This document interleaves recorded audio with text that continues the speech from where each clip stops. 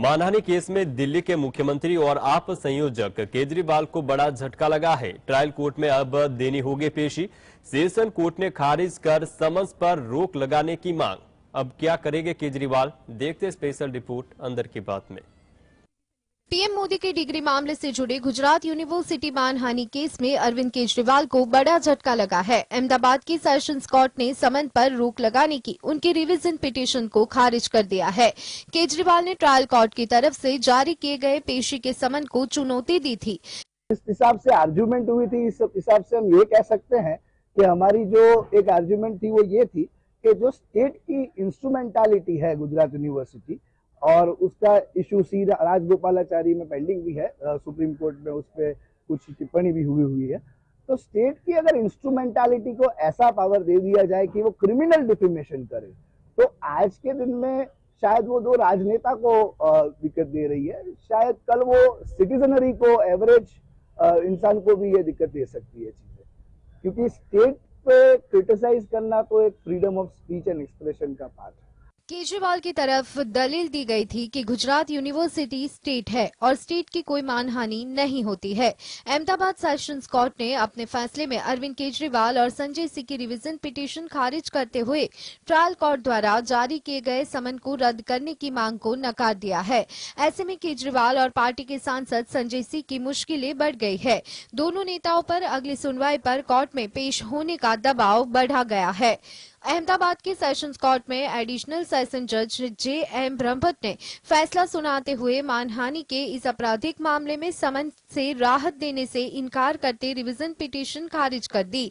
दिल्ली के मुख्यमंत्री अरविंद केजरीवाल और आपके सांसद संजय सिंह ने अहमदाबाद के मेट्रोपॉलिटन कोर्ट द्वारा भेजे गए समन को सेशंस कोर्ट में चुनौती दी थी। इसमें केजरीवाल की तरफ से दलील दी गई थी कि गुजरात यूनिवर्सिटी राज्य सरकार के अधीन है, ऐसे में स्टेट होने के कारण वह मानहानि का केस नहीं कर सकती है। Bureau report. प्रधानमंत्री नरेंद्र मोदी ने मध्य प्रदेश में विपक्षी गठबंधन Indian national development inclusive alliance को कमंडिया गठबंधन बताया और क्या सीधा लगाया आरोप, देखते हैं खास रिपोर्ट में। प्रधानमंत्री नरेंद्र मोदी ने विपक्षी गठबंधन Indian national development inclusive alliance India को घमंडिया गठबंधन करार देते आरोप लगाया कि इसके नेताओं ने सनातन संस्कारों और परंपराओं को समाप्त करने का संकल्प लिया है।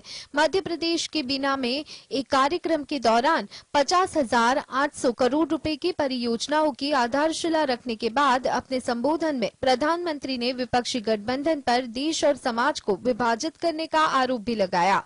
विपक्षी दलों पर निशाना साधते हुए उन्होंने कहा कि इनका नेता तय नहीं है और नेतृत्व पर भ्रम है, लेकिन उन्होंने मुंबई में बैठक कर घमंडिया गठबंधन की नीति और रणनीति तय कर ली है और साथ ही एक छुपा हुआ एजेंडा भी तय कर लिया है।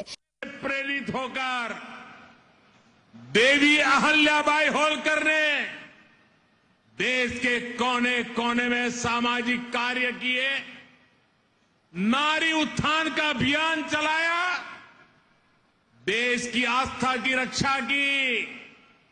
ये घमंडिया गठबंधन, ये इंडी अलायंस उस सनातन संस्कारों को, परंपरा को समाप्त करने का संकल्प लेकर के आए हैं।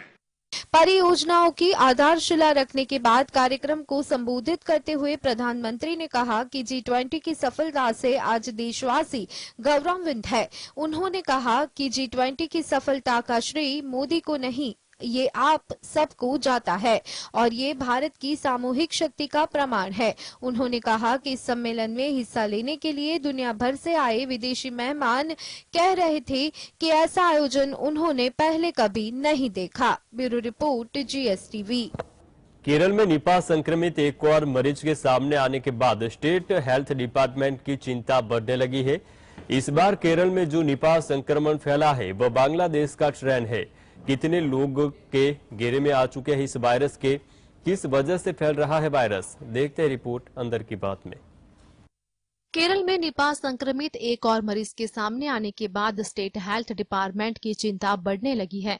इसके साथ ही राज्य में निपाह मरीजों की संख्या बढ़कर 5 हो गई है। राज्य की हेल्थ मिनिस्टर वीना जॉर्ज ने बताया कि इन्फेक्शन को फैलने से रोकने के लिए राज्य सरकार ने कंटेनमेंट जोन बनाए हैं। करीब 700 ऐसे लोगों की लिस्ट बनाई गई है जो मरीजों के संपर्क में आए हैं। जान गंवाने वाले दोनों मरीज जिन रास्तों में गुजरे थे उसके बारे में लोगों की जानकारी दी गई है ताकि अन्य लोग उस रास्तों का इस्तेमाल न करें। कोझिकोड जिले की 9 पंचायतों ने 58 वार्ड को कंटेनमेंट जोन बनाया है। यहाँ केवल इमरजेंसी सर्विसेज को अनुमति दी गई है। जिन दुकानों में इमरजेंसी जरूरत की चीजें मिल रही हैं, उन्हें सुबह 7 बजे से शाम 5 बजे तक खोलने की अनुमति है। कोझिकोड में 9 साल का बच्चा निपाह से पीड़ित है, जिसके इलाज के लिए सरकार ने ICMR से मोनोक्लोन एंटीबॉडी का ऑर्डर दिया है। बच्चा वेंटिलेटर सपोर्ट पर है। इस बार केरल में जो निपाह संक्रमण फैला है वह बांग्लादेश का स्ट्रेन है। इसका इन्फेक्शन रेट तो कम है लेकिन डेथ रेट हाई है। Bureau report GSTV।